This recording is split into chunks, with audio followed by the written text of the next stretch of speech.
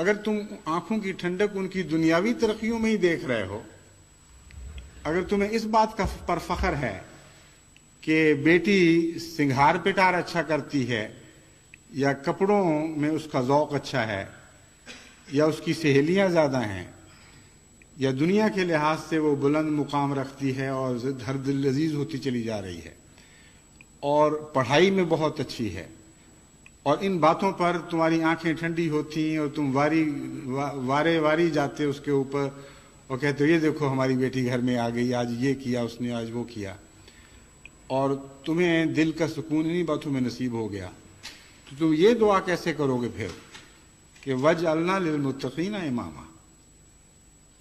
کیونکہ مانگی گئی ہے آنکھوں کی ٹھنڈک، اور آنکھوں کی ٹھنڈک کا تقوی سے تعلق باندھ دیا گیا۔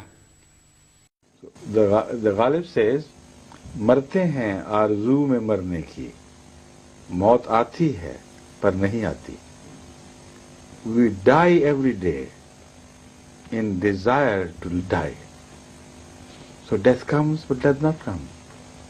لا يموت فيها ولا يحيا.